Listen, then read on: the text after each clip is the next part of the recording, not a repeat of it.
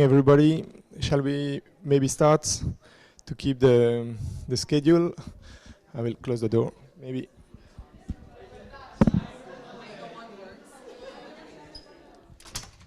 So welcome everybody for this session 14 already, focused on education and training in accessible tourism.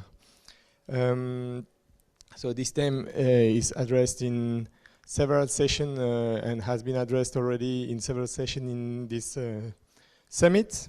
So that reflects the central role of the training and the education for a real inclusion in accessible tourism. We know we have consensus on standards and maybe practices on infrastructure, but and what has to be done for the infrastructure, and this theme maybe not has to be addressed as the training and the education, as we see in all the abstracts we received for this the program of this summit.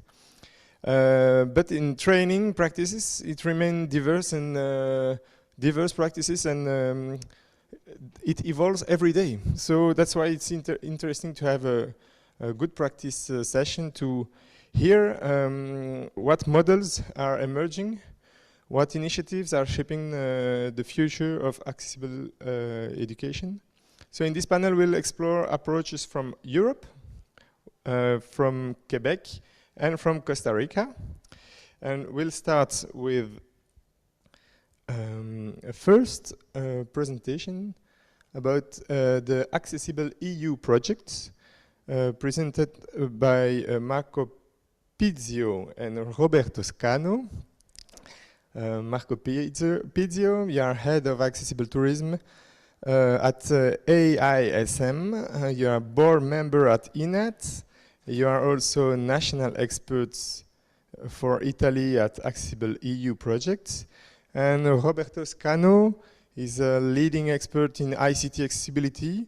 We just heard him in the plenary session, so maybe I will not be too long presenting you, and I let you present us AccessibleEU that brings together expertise, tools, stakeholders to strengthen the accessibility across sectors. So the presentation of today will explore how this ambitious project is shaping inclusive practices across Europe.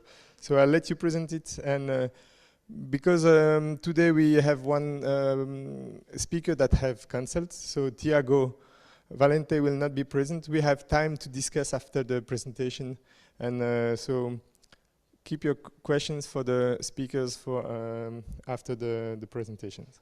You have the floor. Thank you. Thank you very much, Matthew. Today we are going to present, as said, AccessibleEU, which is not actually even a project. It's a program of the European Commission, a program aiming to spread the voice of accessibility toward the entire European Union. Let's see if the key is working.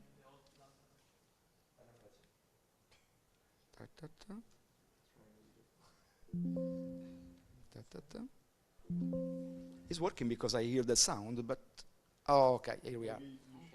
Okay. Okay, great.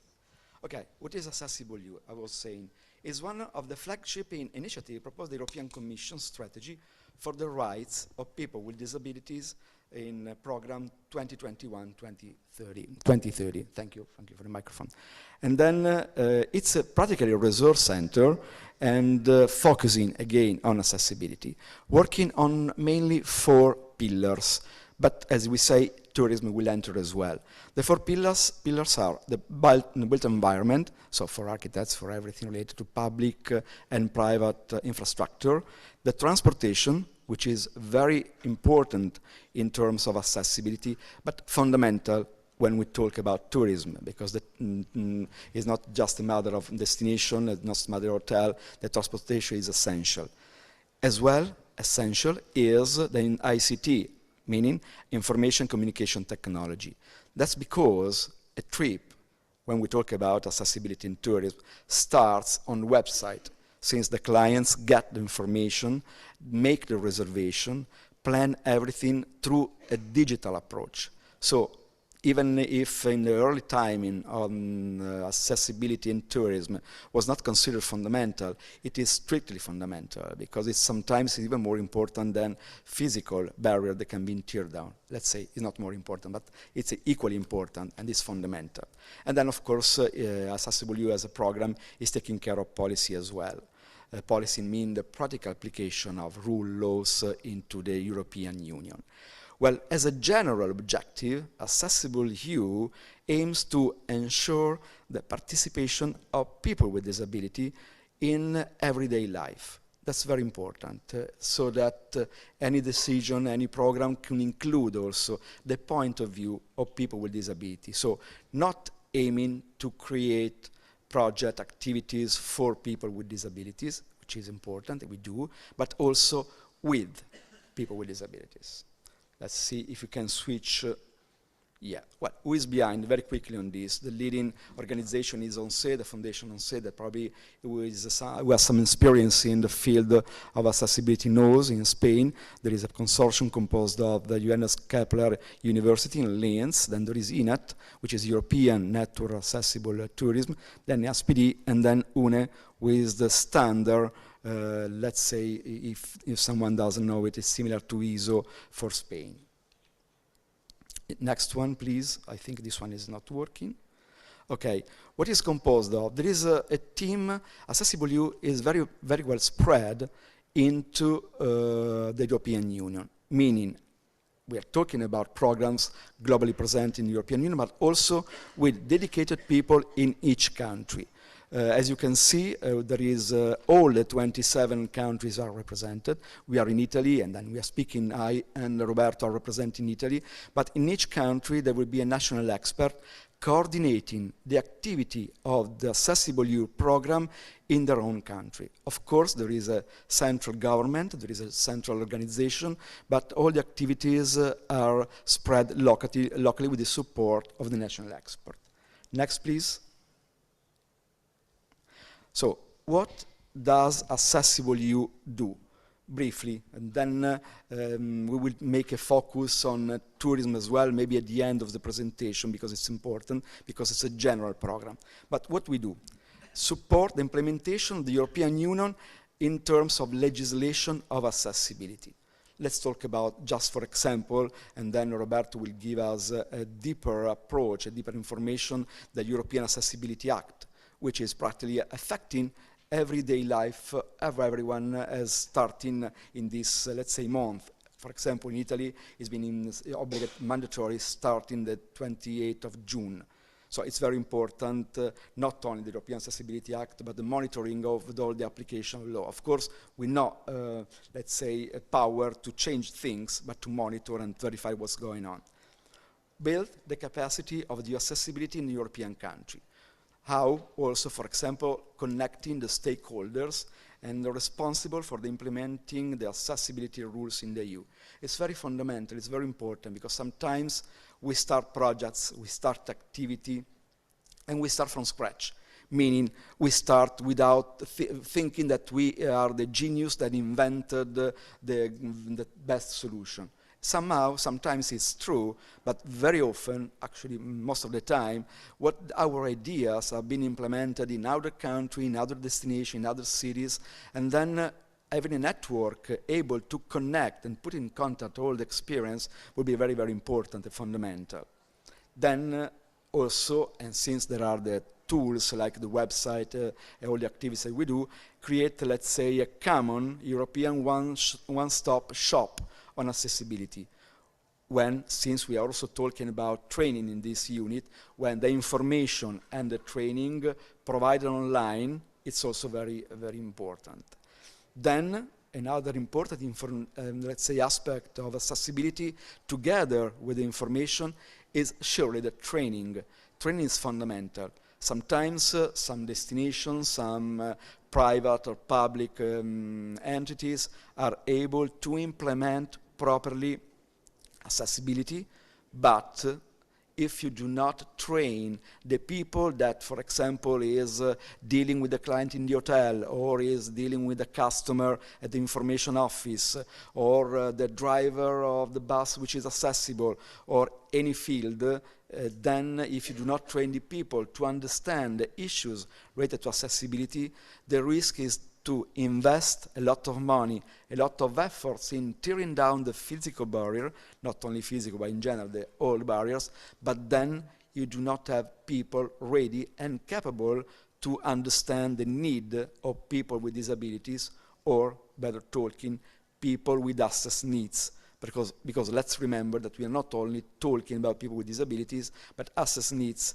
is a universe of people, starting from the people with disabilities, but also the elderly people, also all the elementary needs that each one has. So it's a wider range of need, where usually several statistics say different numbers, but only that 25% of people with access needs are actually people with disability. That's important to know.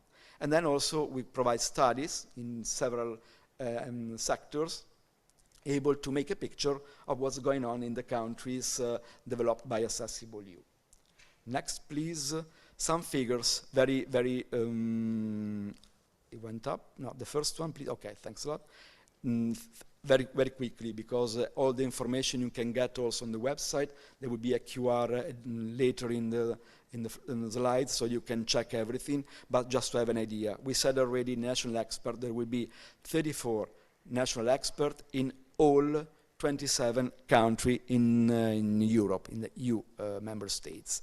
Then, so far, we reached up to September almost 49,000 people like you. I mean, you will also be part of this panel, and so far we were able to reach with our communication information about AccessibleEU almost 49,000 people.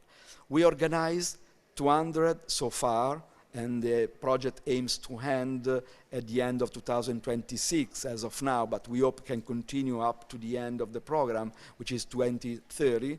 So far we had 232 events like this, for example, in all EU countries, and usually 3 or 4 events per year per each country. Next, please. Other figures.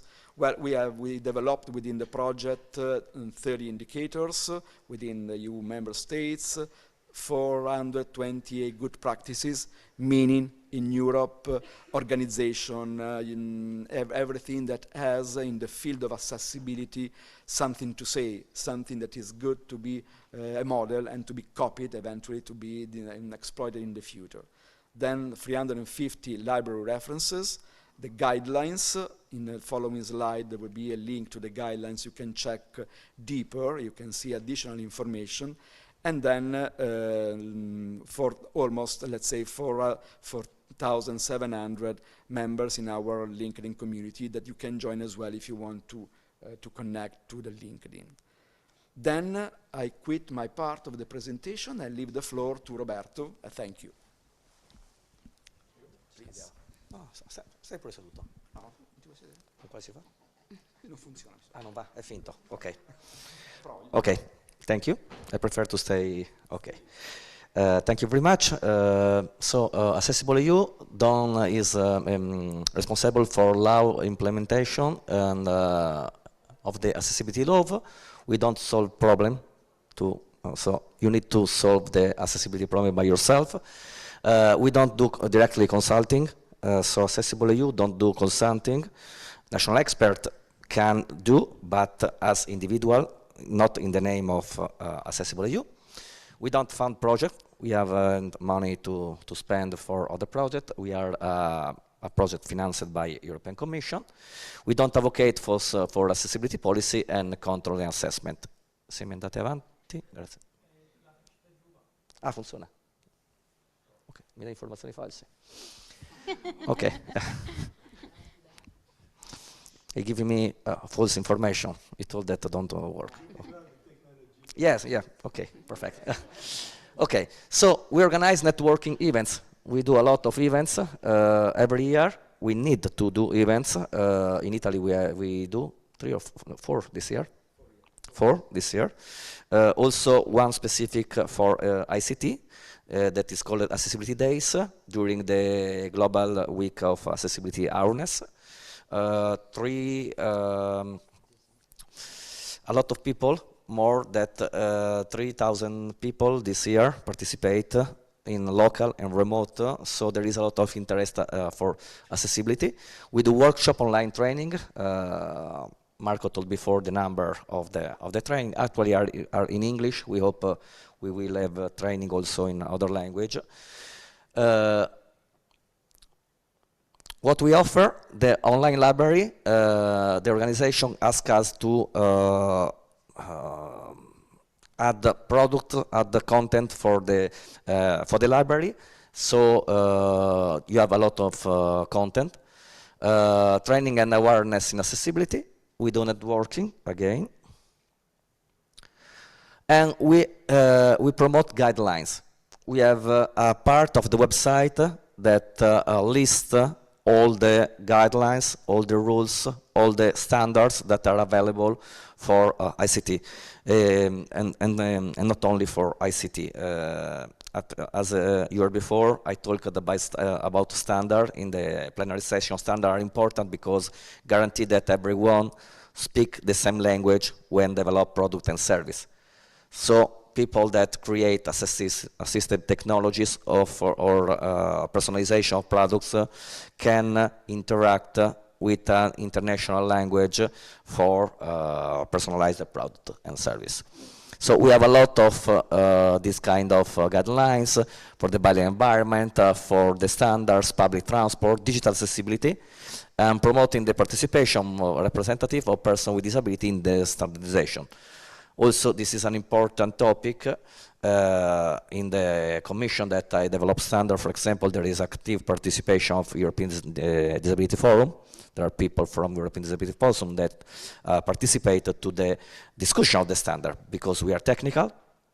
We create standard as technical, but we need to hear the voice, the participation for discuss with people with disability the best solution for guarantee accommodation when we create product and service. So we arrive to the European Accessibility Act. European Accessibility Act is an European flag. I call it a European flag because it's a date, 28th of June of this year. By law, all the new products and services shall to be accessible, must to be accessible. I told shall because I'm not sure that all the new products are conform to the standards. But is a first point, is a start point for increased accessibility, because this take to the mind of producer of product and service to think about accessibility. I work in this field since 2002. I see a lot of companies that this year say, we are the bigger expert in accessibility, we can fix your website with a plugin, with something for guarantee you to interact. This is false. This is dangerous, because this led to think that make accessible is very, very easy. Yes, it's easy if you know about accessibility, if you develop accessibility from the beginning, from the mock-up of the website, of the app. You don't need to call the accessibility expert at the end, because if you call at the end, he destroys you. Too late. Yes, it's too late. You need to re-engine everything. So, the European Accessibility Act interact in digital accessibility, but involve also in the tourism sector. So, I reply to the question of the moderator that asked to me to connect about tourism, the topics. Because, as I said in the plenary, yes, ICT means website, booking engine, means e-commerce, means that also public transport information, emergency information, everything impact in the tourism. So, before the last slide, I want to go back to the ICT part.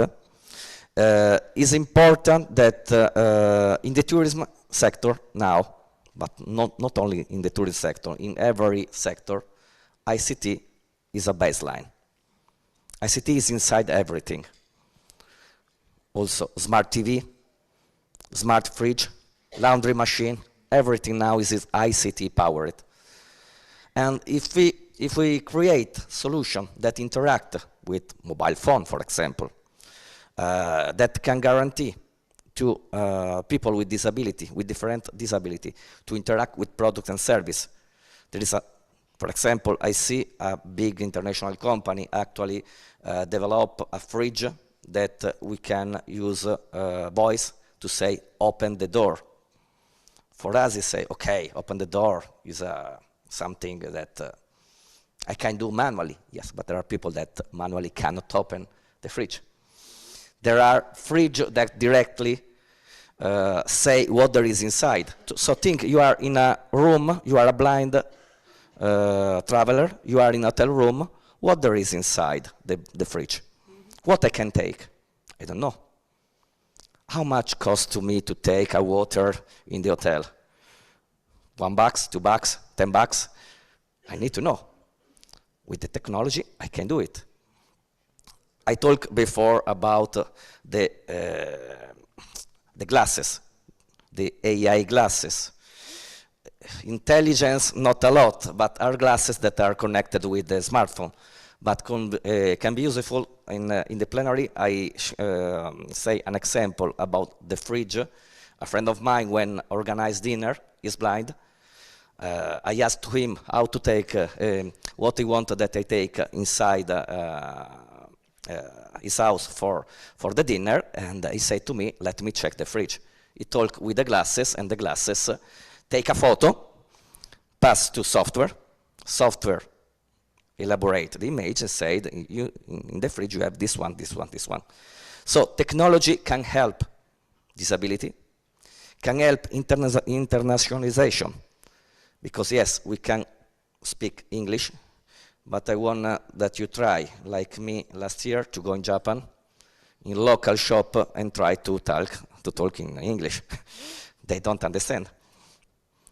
So you need to have app service that guarantee inclusion. So I end the part. The most important thing is that we need to think ICT accessibility as a benefit for everyone, for people with disability, but also for people that don't speak a specific language, don't know the place. So having something that helps me to move, for example, I can go in another city with my child, I need to transport him. It's like move with a wheelchair. I need to know if there are barriers that I cannot go over. So, everyone, this is the spot, the final promotional part of AccessibleEU. Everyone can participate, so you can participate to activities, contact your national representative, be involved for work together for a better accessibility, in Europe. Also, association business, person with disability, public administration. We have a leak of participation of public administration that, for example, for the public transport, I think should be the main partner that need to participate. They need to understand to guarantee accessible transport. Public authorities, provider of service, building environment professional, university and academia. So, thank you. We put a QR code so you can have more information. The website is https accessible.eu.center accessible-eu.center.ac.europa.eu. As you can see, we have part directly of europa.eu website. Thank you. Thank you very much for this presentation. Is there already question in the assistance? So I will ask one or two. To me or Marco? Both of you. Okay.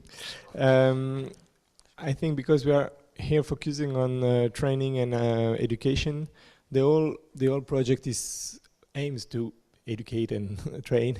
I think this is the goal. But is there a specific training online on accessible tourism already, and is it free, or do you have information about this? Actually, I don't think there is something specific, okay. but can be a suggestion for implement something of new. Great. And the other thing really interesting you said is because so I come from Belgium. I didn't present myself, but I work in Belgium, in Brussels.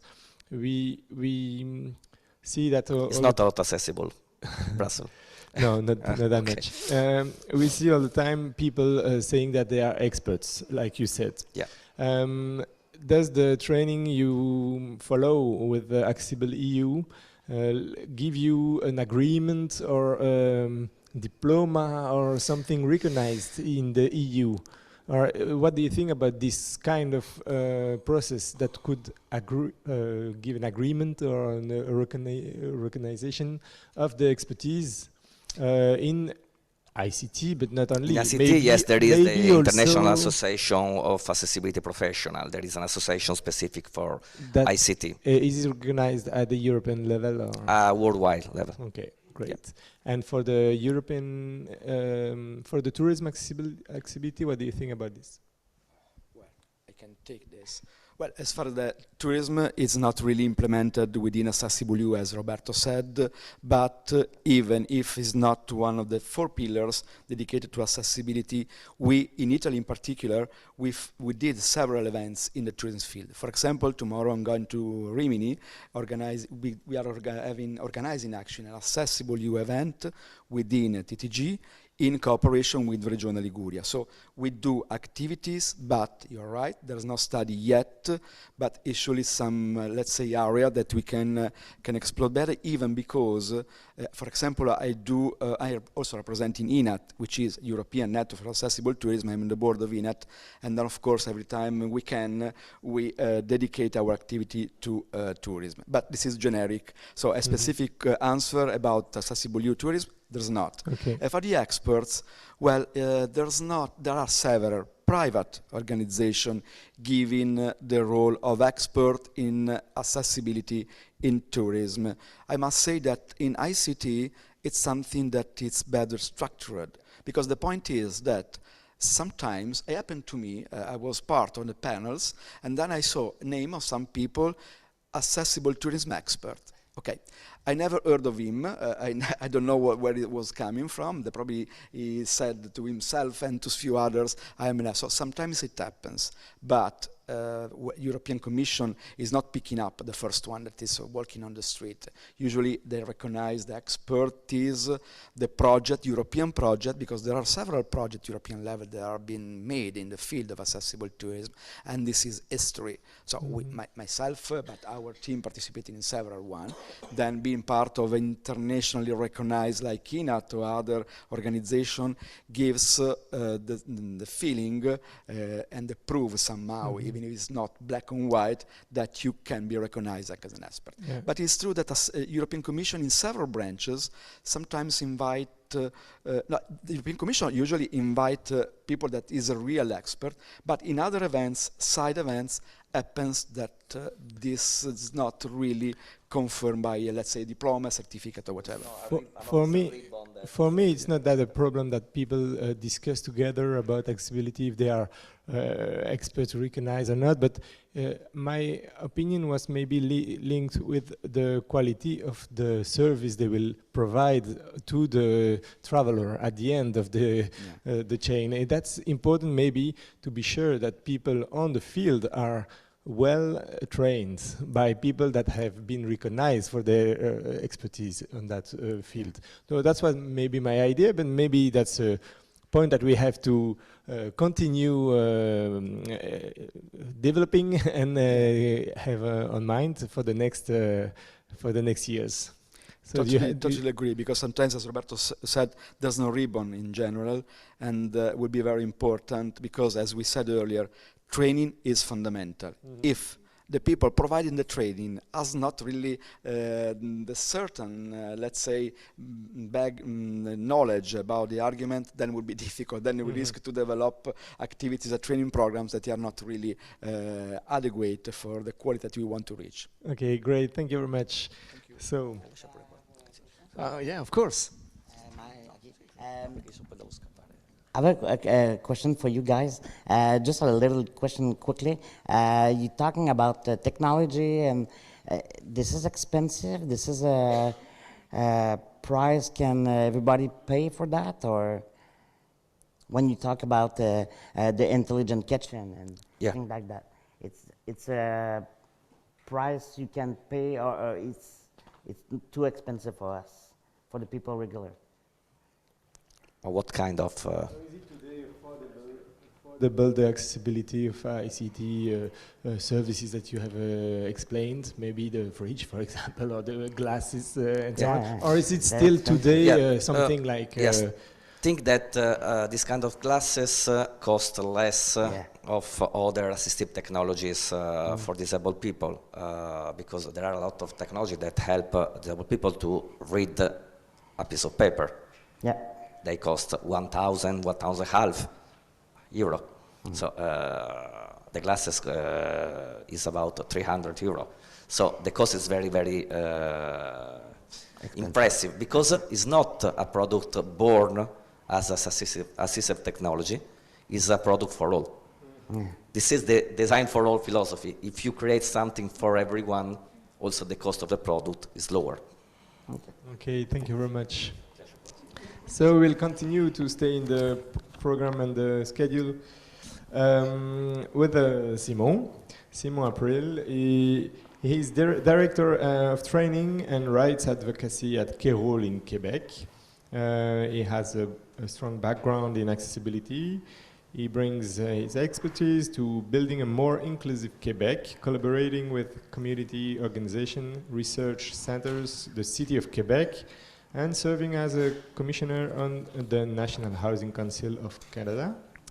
Simon, you will present us how Kéroul's training programs are helping reshape hospitality and tourism in Quebec through a specific approach to universal accessibility grounded in lived experience, practical tools, and cultural transformation.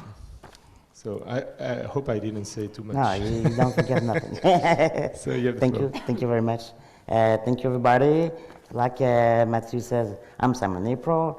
So I'm working for Keroul since maybe 4 years now. But I was a trainer since 2017. So it's been a lot of time training during the last 10 years.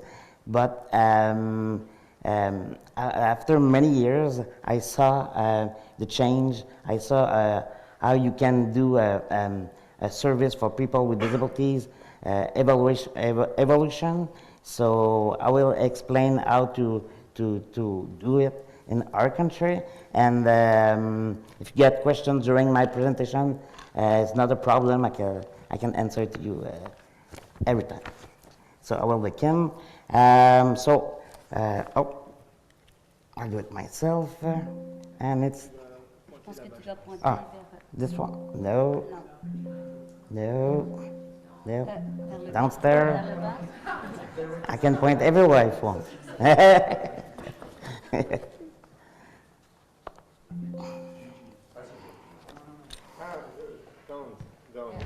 So how we can do it? Okay. So this is my picture. Not the best one, but this one. So I'm your presenter for now. And it's working. Yeah. Okay. For more than 20 years now, Keroul has played a leading role advancing accessibilities in Quebec. So tourism and culture and public sectors.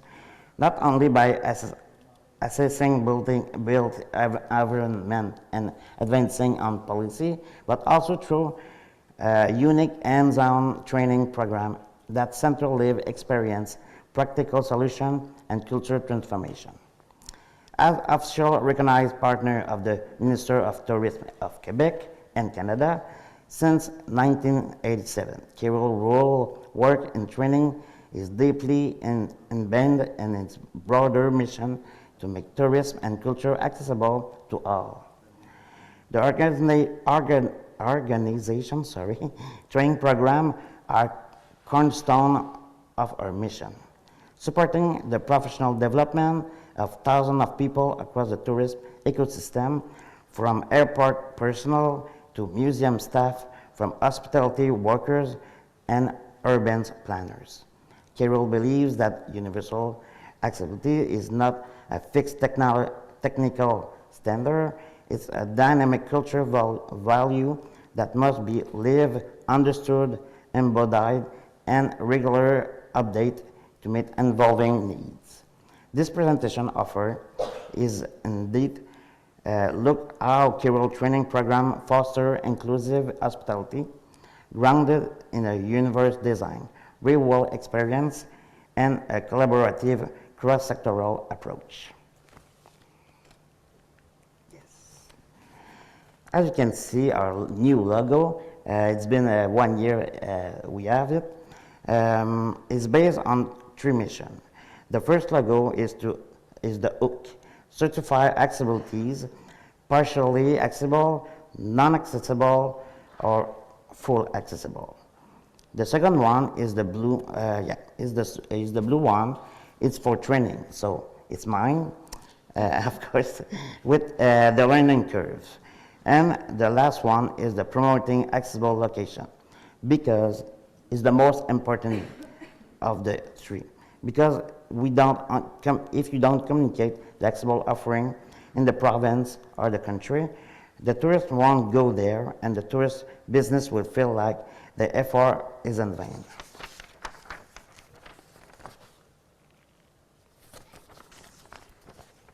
So, Keroul training methodology is built on several keys and principles. First one is universal accessibility as a value system, not just a compliance issue. Experiential learning guided by people with disabilities as experts and facilitators. Adaptability, so that training content fits in the specific context, hotel, culture, venues, airports, festival, heritage site, etc. Evidence-based practice aligned with province of Quebec and national Canada accessibility standards. Training sessions are designed not only to transfer knowledge, but to shift attitude and foster empathy by creating a safe space for reflection, dialogue, and hands-on learning. Keroul program help participants move from abstract understanding to real behavior change. Keroul offered 2 cores of format. Theoretical awareness session. It's like 1 or 3 hours, but we are just with the client. Designed for border teams, volunteers, or first-time learners, this session focuses on the fundamental of accessibility universe and communication etiquettes and inclusive attitude. They are ideal for remote delivery or initial sensitization campaign. Interactive and practical workshop, it's more like 3 hours or 7 hours, so 1 day. Facilitate in person, these immersive workshops simulate real life situations, include role play, use of assistive technology, safe transfer technique, and sit walkthrough with accessibility audits. Each session is co-facilitated by trainer with disabilities, bringing unmatched authenticity and nuance.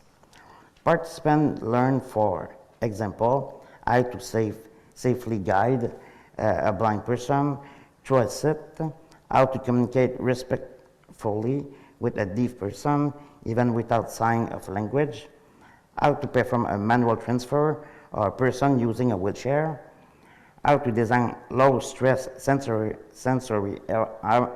environment for neurodivergent guests, All material and technique comply with Canada Build Standard, the Quebec Construction Code, and other national framework.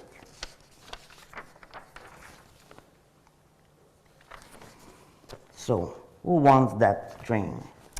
Keroul train program are customized for different sectors, include tourist and hospitality, like hotel staff, front desk agent, conciergeries, restaurant teams, and others.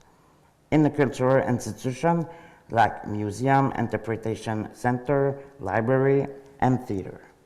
Even in festival teams, program director, volunteers, technical crew, transportation infrastructure like airport, transit hubs, train station, and boat too.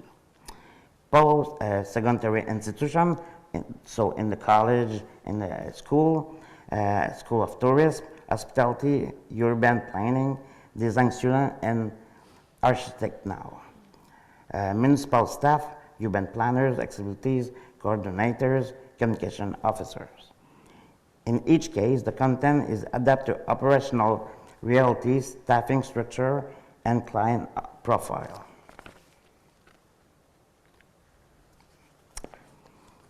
So what's new in 2024-25? According to Keroul annual report, the organization expanded its training offer in 3 important areas: inclusive hiring and employment. A new module was created for human resources and management teams, addressing barriers in recruitment, onboarding, and workplace accessibilities.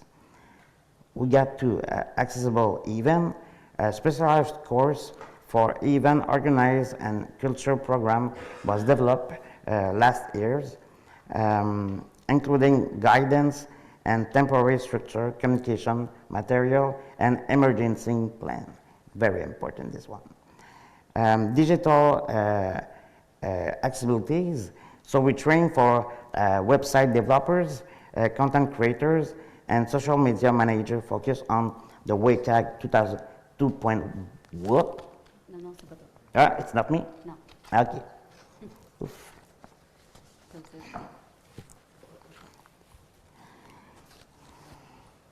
I can continue if you want. Maybe waiting for the technical Okay. resolving of this problem. Someone has already a question for Simon, or no? I'm too clear. You said you involve people with disabilities in your. You said they were co-trainer. Yeah. Can you explain us a bit more how they are involved, people with disabilities, additionally or complementarily what you have said? All of trainers are with disabilities, but different disabilities, and it depends what the program or what the training is. So we believe that if you want to train somebody or a group, the trainer have to know how to do it and how to live it. And we think it's better to train people with experience. So if people talk about our experience with the training, it's more valuable, and sometimes people come with the trainer and go running, not running, but go show the place and know the obstacle and maybe the solution, a small one, or something is accessible but not good accessibilities, and it happen a lot of times. So are they also experts in training, or are they witnesses or there for the testimony principally? The two, I think. It's like if you want to do a training in an airport, you have to use the airport, so you have to know how to, I don't know if I answer your question. Yeah? No, you can continue. Okay, okay, okay. So you have to know how to do it, to explain people, like example. If I want to take the plane, I have to make a transfer on a small chair to enter the plane. So if I want to explain how to do it and what kind of transfer I need, I have to already do it. If it's the first time, I will be stressful. I don't know how to train that people, that person to help me as well. So we prefer to have trainer have experience in the training we give it. So if it's in informatics, computer and something like that, you have to know how to program a computer. Okay. If you can do that, you can be the trainer of this. That's what we also do in Belgium, in our advocating federation that I coordinate in Belgium. We are always trying to set together the technical experience with the user experience. And I think it's really important. And in the training, I see you do that also, trying to mix this. A response that I said before, human resources have to want to employ a person with disabilities. So we have to tell it, but we have to do it by example. Okay, great. So we found back the presentation. You can continue with at the end of the innovations. Okay. I will begin this slide. So for the innovation, I was telling inclusive hiring employment. That's what I said. A new module was created by human resources for management team addressing barriers and recruitment. Accessibility event. And I was digital accessibilities, like focus on the WCAG 2.2, because 2.0 was last 2 years. So inclusive UX and plain language writing. Furthermore, Keroul initiated the modernization of its flagship service Complice program. Yay! Maybe you can continue. Okay. Can you continue? Okay. Okay.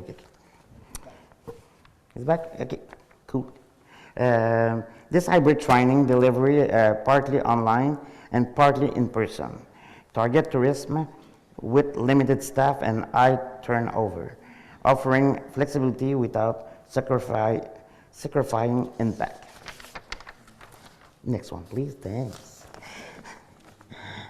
One of Keroul's fastest growing sector is airport accessibilities.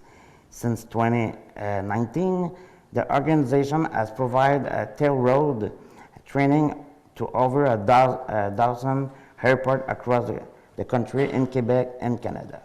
This includes frontline staff training, passenger assistance, respectful communication, de-escalate technical.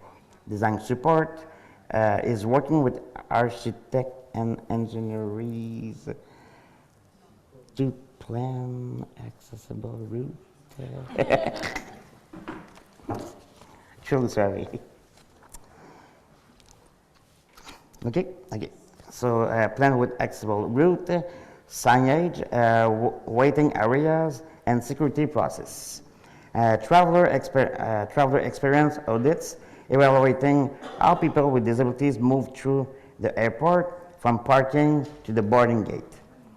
This system-level approach ensures that accessibility is embedded from the design phase all the way to the passenger journey. Next one, please. Thank you. So why lived experience matters?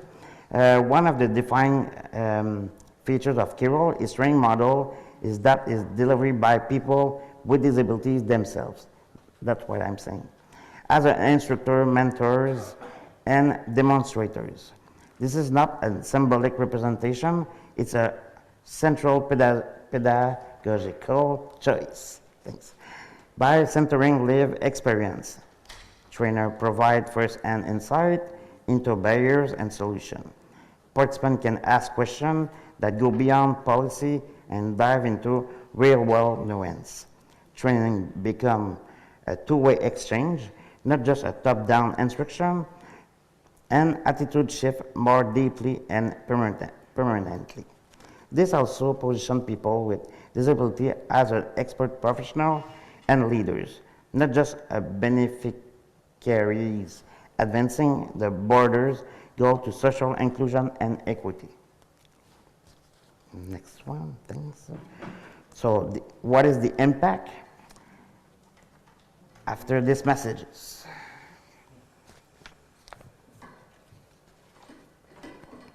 Well, I will continue if you want to. Okay. Keroul continuously evaluate its training program through participant feedback and post-training surveys, accessibility audits of sites after training has been completed, and partnership follow-up to access, change, and practice our design. So according to 2023-2024 data, over 90% of participants report increased confidence and interactive with people with disabilities. And next one. Yes, that's right. After that, 84% of the site report operational change with 6 months after training, improved signage, revised staff manual, equipment, procurement, etc. Demand for training is growing by 40% year over year, and particularly in festival, rural tourism, and public transit sectors. Next one, thanks. Ongoing challenge and critical question. Despite this success, Keroul faced strategic challenge that reflect the sector border evolution. Scaling without losing depth, can experiential participatory training be scaled while maintaining intimacy and nuance.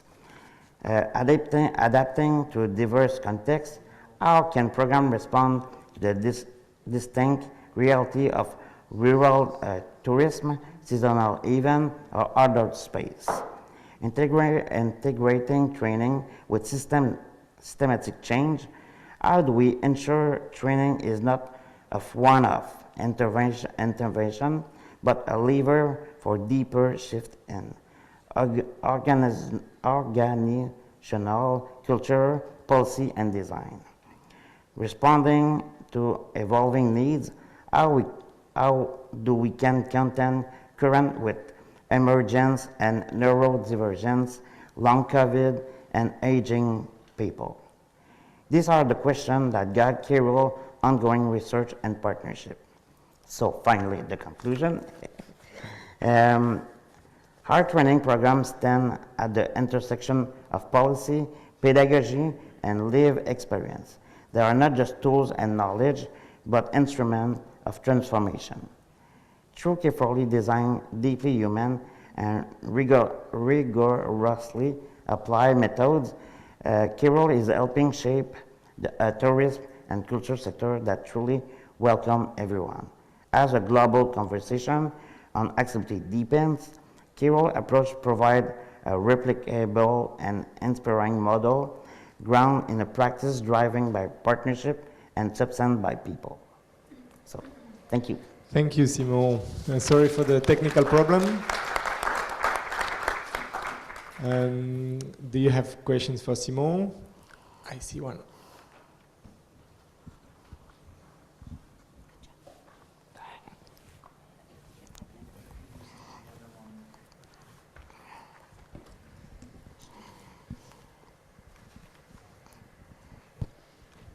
Hello, Hello. I'm Anja from Visit Flanders Yeah. in Belgium. I'm a colleague from the moderator. My question is, how do you promote these training sessions to the organization in the tourism industry? Is this via social media or how do you do this? Yes, but it's been 20 years we do it. So our name is across the company, across the airport, across, and like I said, we work together with Quebec Tourism. So they promote our training, and honestly, we don't have to do a lot of sell because we are too much demand on that. So we just respond at the phone. They want to the trainings, and now we do it. This year I think it's more than 200 formation we do it already in 2025. Wow. So we don't need more, but if people came in our website or in the tourism industries and they know the name of Keroul and they call us.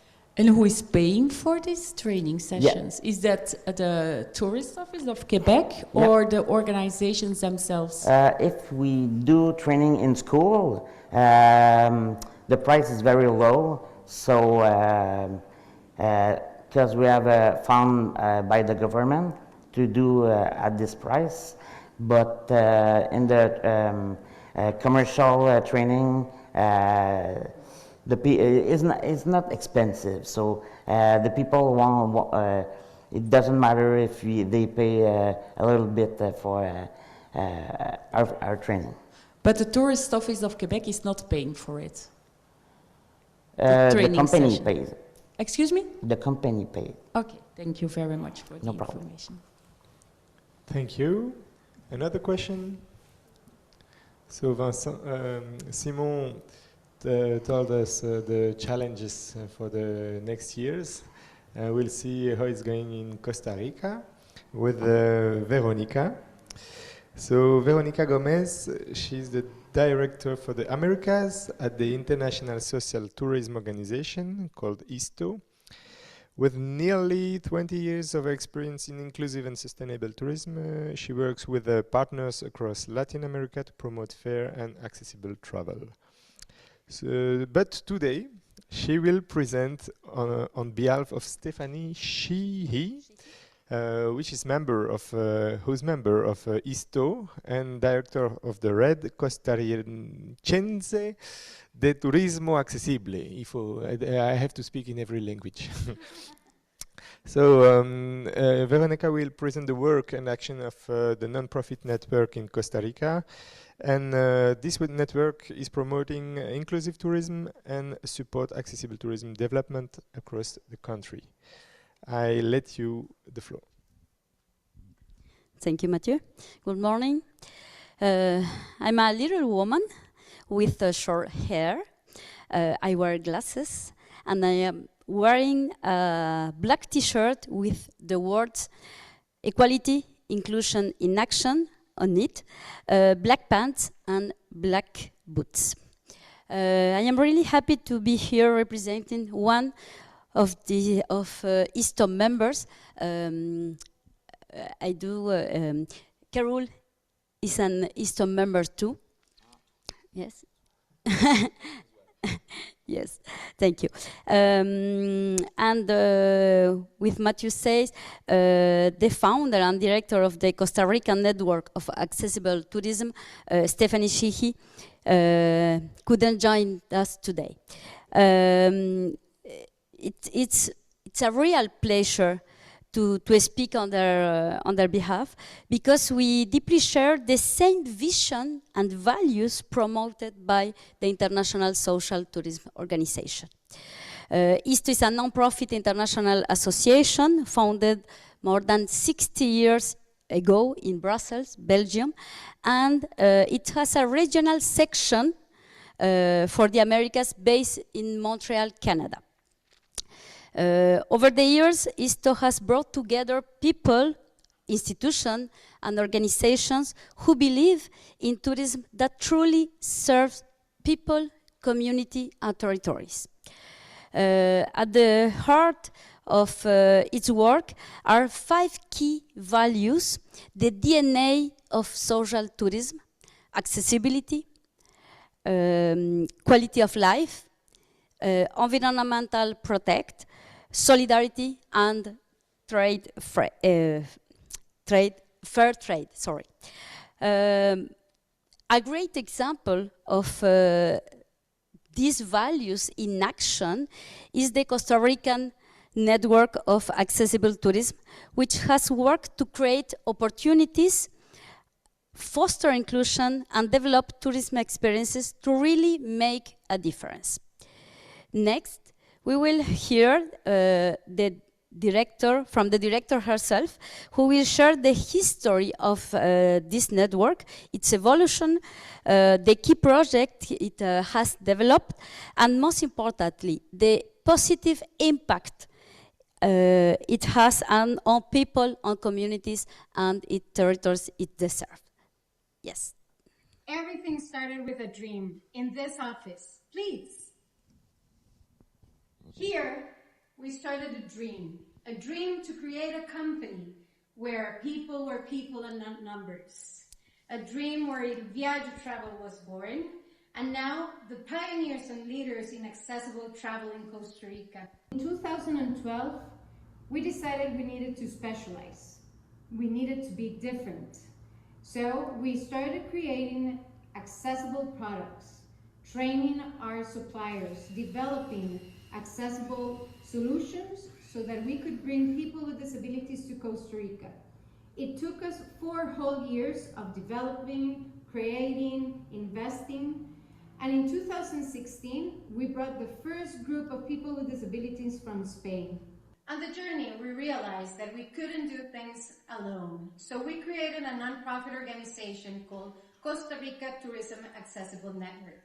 So since 2017, the NGO started working with the government, with other organizations, creating projects and verification process that will help the country become leaders in a Costa Rica for all.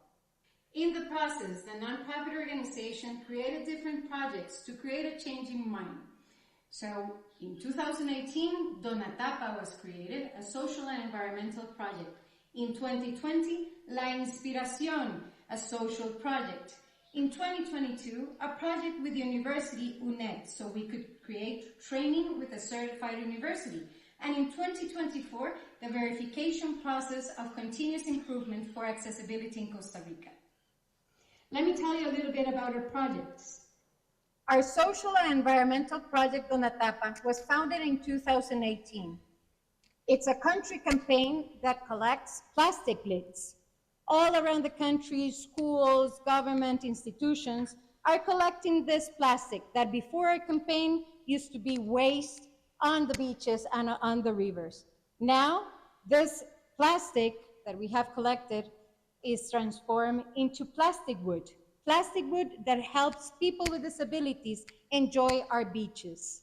17 beaches have been impacted with our project, and 250 tons of plastic has been transformed. That has led to a benefit of 3,000 people with disabilities enjoying our beaches and more than 4,000 companions. Remember when we were in COVID and you couldn't go outside, couldn't meet people? Well, on that period of time, we created La Inspiración. La Inspiración is a brand of adapted clothing that gives access to people with disabilities. It's a garment that manifests not only equity, but also dignity and empowerment. Each t-shirt that we sell, we donate 1 adapted uniform, so our child with disabilities go to school. Since 2020, we have donated 125 pieces of garments. 3,364 people with disabilities have been empowered, and more than 4,200 companions are directly benefit with our pieces of t-shirts. 20 students with disabilities have been benefit because we have donated the uniforms to them. Each year, we give access to students, we give dignity to people with disabilities, and we give employment to people with disabilities, artists, and women that help us craft these garments for La Inspiración. Our third project, in 2024, we started the creation of the continuous improvement of verification process. It's a step-by-step assessment, on-site visits, continuous monitoring, personalized improvement plans for each business with training. There are training models that each company or each tourism business should follow in this continuous improvement. The impact so far are 20 properties that have been evaluated in the 6-month period. We have 5 regions on those 20 properties, and we are impacting not only the owners of those properties, but also the people that visit them. Why it matters? Because it ensures trust, safety, and quality. It creates a culture, and it's a first step towards a global seal of excellence in Costa Rica. And we hope that this seal goes further from Costa Rica to other countries so that we can all talk the same language and have a whole process where the industry can start improving step by step with the experts and with the people. In the educational field, we have the formal education training with University UNED, as well as some training for professionals for the tourism chain of value, conferences, panels, volunteering, so that we can sensibilize, train, and create an awareness around the tourism chain of value in regards to creating a Costa Rica for all. So around 3,500 people, young people, have been impacted with our projects all around the country. We have gone beyond. We were able to create the first law of accessible tourism for all. That law is the 10,528, which was created in 2023. Everything aligns with the national strategy, not only with the new law that we created, but also with the National Tourism Plan, where inclusion, sustainability, and innovation are the main pillars of our industry. As well, the Institute of Tourism of Costa Rica has a program called Tourism for All, where organizations that are institutions, private sector, and public unite to create a tourism where people are the best and the most important factor of the whole chain of value. Everything that we do is aligned with the international sustainable goals of development. From the 17 objectives of sustainability, we work on 12 of the different objectives. Accessibility is not a luxury. Accessibility is a right. And as professionals, we need to understand that tourism should be for everyone.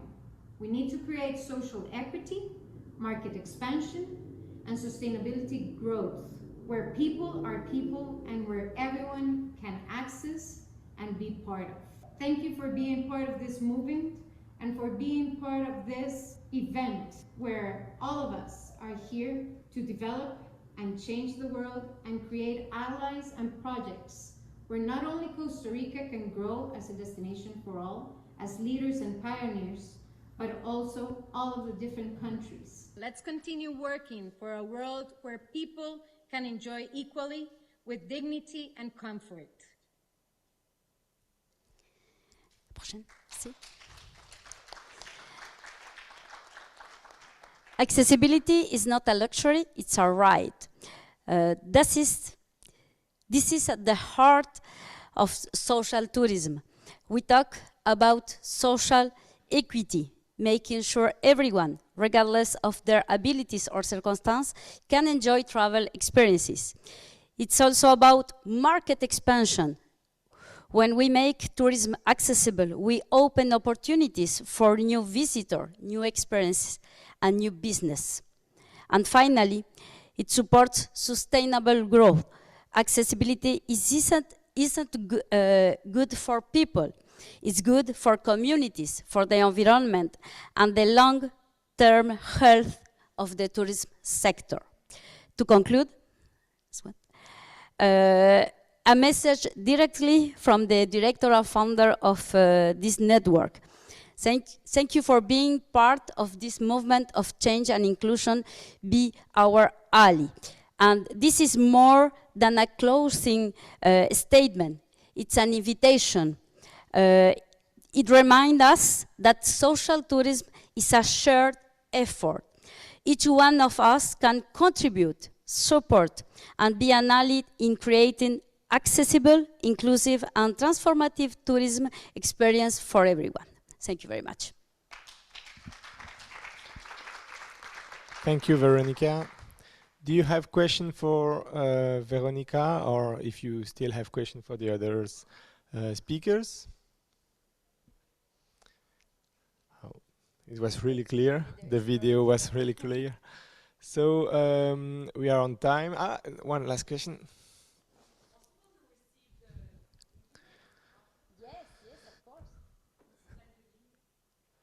Attends, un email. Yes, no problem. I'm not sure if the PowerPoint will be available online after the Congress. Yes. Sorry, ma'am, you are Tourism Wallonie? Flanders. Sorry. Okay. Yes. Sorry for my confusion. Yes, I know there are two different regions in Belgium. Yes. So the question? Yeah, it's almost not a question but a reflection. First of all, thank you for this great session, because it shows me a wonderful contrast between a technical view of accessibility and a human view of accessibility. And it's a reflection I have for quite a long time now. We think that ICT and technology will be a great help to be sure that it is accessible. Yes, certainly it's a great help. But in tourism industry, what is important is the tourism experience. And the tourism experience can't be reached without the human experience and the emotional experience of tourism. So this is why I think we focus a lot today on technology to develop accessible tourism. But we really don't have to forget that the human link, the human relation is most important. And this is why training is also really, really, really important. So it's not a question, it's just a reflection. But I think I felt I had to say that. Thank you. And we cannot disagree, because it's really, really true and important. Thank you very much for this testimony. Do you have another? So, yeah, of course. I don't know. It worked again. Yeah, it's my life. Just to respond a little bit, if you have sometime bad accessibilities or something is not enough accessible for people, maybe training can do the job too. So this is why we discussed yesterday about that. So training can help accessibilities and can do accessibilities, maybe then more than physical accessibilities. That's what I mean. You mean we can have the same service having help from someone than if the infrastructure was good enough to do it independently? Like if you go to a hotel and you have excellent accessibilities and you can do what you want by yourself, but the service and the people who give you the service was not training, was not that good and to help you. The accessibilities, physical accessibilities, will not be able to do all the things you want to do. Okay. That's why I tried to say. Okay, thank you. Of course. To the statement given by the gentleman over there, well, it's totally understandable what you said.